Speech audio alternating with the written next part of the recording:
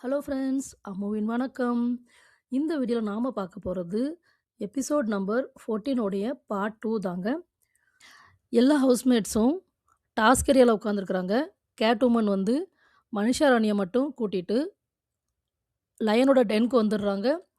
அங்கே பார்த்தாக்கா ஒரு செட்டப் இருக்குங்க. ஒரு பெரிய பாத் டப்பில் ஐஸ் க்யூபும் தண்ணி ஊற்றி வைக்கப்பட்டிருக்கு. ஐஸ் க்யூப்ஸ் வந்து நிறைய கிடக்குது.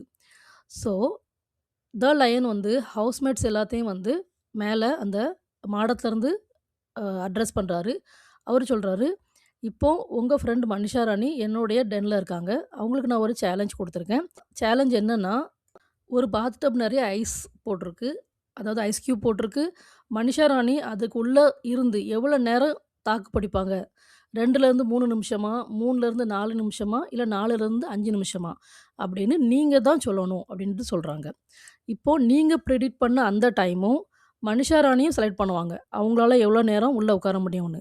ஸோ மனிஷா ராணி செலக்ட் பண்ண டைமிங்கும் சேமா இருந்துச்சு அப்படின்னாக்கா, அவங்களுக்கு 1,00,000 கிடைக்கும். அதாவது 1,00,000 மணி பாட்ல ஆட் பண்ணப்படும் அப்படின்னு சொல்றாங்க. இதில ஏதாவது ஒண்ணு தப்பா இருந்தாலோ, இல்ல மனிஷா ராணி வந்து அந்த டாஸ்க்க வந்து கம்ப்ளீட் பண்ணாம விட்டுட்டாலோ, மணி பாட்லருந்து 1,00,000 மைனஸ் ஆயிரும் அப்படின்னு சொல்லிடுறாரு. மனிஷா ராணிக்கு நெறைய ஃபேன் ஃபாலோவிங் இருக்கு. அவங்க வந்து ஏற்கனவே நெறைய ரியாலிட்டி ஷோ பார்ட்டிசிபேட் பண்ணியிருக்காங்க. அதிலிருந்தே அவங்களுக்கு நெறைய ஃபேன் ஃபாலோவிங் இருக்கு. எந்த சேலஞ்ச் குடுத்தாலும் அவங்க தைரியமா பண்ணுவாங்க அப்டின்ட்டு மக்களுக்கு வந்து ஒரு நம்பிக்கை இருக்கு. அப்படி இருக்கும்போது, லயன் கேட்காரு, "உங்களால இது பண்ண முடியுமான்னு?" அவங்க வந்து கொஞ்சம் ஒரு மாரி தயங்குறாங்க. அப்புறம் ஓகே அப்படின்னு சொல்லிட்டு உள்ள இறங்கிடுறாங்க. டைம் செட் பண்ண சொல்றாரு. 2லேருந்து 3 நிமிஷம் செட் பண்றாங்க. வெளிய ஹவுஸ்மேட்ஸும் அதே 2லேருந்து 3 நிமிஷம் தான் செட் பண்றாங்க. இப்போ உள்ள வந்தவங்க என்ன பண்றாங்கன்னா, அந்த பாத் டப்ல வந்து படுக்கணும். தலைய மட்டும் வெளிய வைக்கிற மாரி படுக்கணும். ஆனா, அவங்க என்ன பண்றாங்கன்னா, உட்கார்ந்துருக்காங்க. அப்போ ஒரு 15 செகண்ட்ஸ்க்கு அப்புறம் லயன் சொல்றாரு, "இல்ல நீங்க வந்து உட்காரக்கூடாது" அப்படின்னு சொல்றாரு. அதனால அவங்க என்ன பண்ணிடுறாங்கன்னா, டக்குன்னு எந்திச்சு வெளிய வந்துடுறாங்க. ஆ ஸோ முடியாதுங்கிற மாரி வெளிய வந்துடுறாங்க.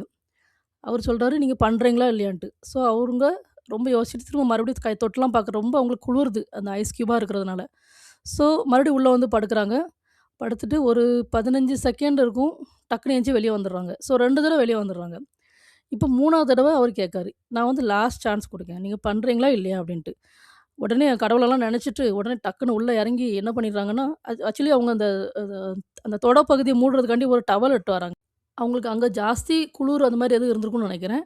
ஸோ ஒரு சின்ன குட்டியான ஒரு டவல கொண்டு வந்து அந்த தொடைய மட்டும் மூடிட்டு என்ன பண்ணிடுறாங்கன்னா, உள்ள இறங்கிடுறாங்க.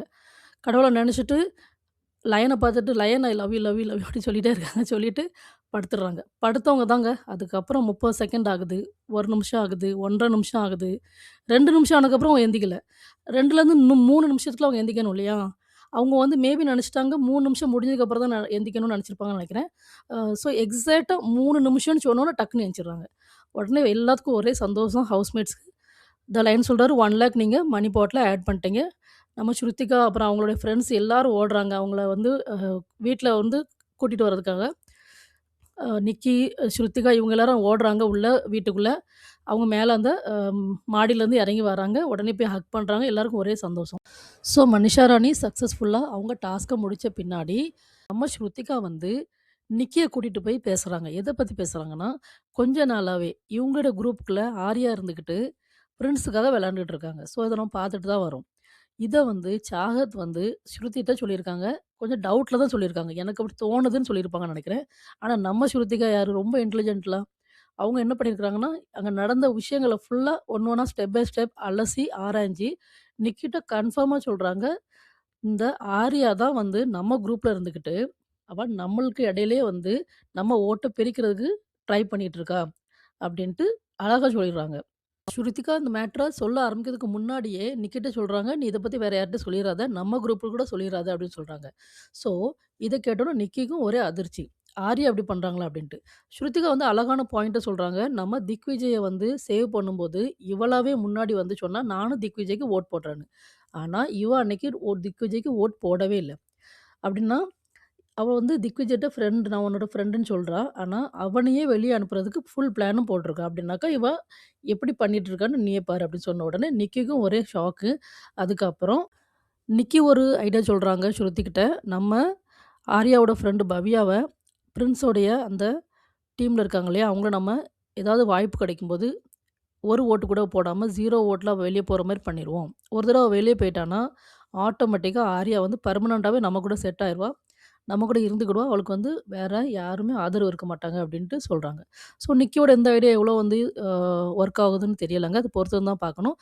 ஆனா நம்மளோட ஸ்ருத்திகா வந்து ஆர்யாவ கண்டுபிடிச்சது ரொம்ப பெரிய விஷயங்க. ஏன்னா, கூட்டத்துக்குள்ள வந்து ஒரு ஆளு இந்த மாரி வேல பார்க்குறது அந்த டீமுக்கே கண்டிப்பா ஒரு டேஞ்சர் தான். ஏன்னா அவங்கள நம்பி ஒரு ஓட்டு போட சொன்னா, அவங்க ஓட் போடாம விட்டதுனால, இப்ப ஊர்வஷி வந்து ஒரு தடவ அவுட் ஆயிடுறாங்க. அதே மாரி மறுபடியும் ஆகுறதுக்குண்டான சான்சஸ் நெறைய இருக்குது. அதாவது ரஜத்தோட குரூப்லயும். ஸ்ருத்திகாவுக்கு உண்ம தெரிஞ்சதுனால, உண்ம ஸ்ருத்திகா வந்து அவங்களோட டீம எப்படி இவங்கள்ட்டருந்து சேவ் பண்றாங்கிறத பார்க்கணும். ரொம்ப இன்ட்ரஸ்டிங்கா இருக்க போதுங்க. தொடர்ந்து நம்மளோட வீடியோ பார்த்துட்டே இருங்க. உங்களுக்கு வீடியோ பிடிச்சிருந்தா லைக் பண்ணுங்க. நம்மளோட சேனல சப்ஸ்கிரைப் பண்ணாதவங்க சப்ஸ்கிரைப் பண்ணுங்க. நன்றி, வணக்கம்.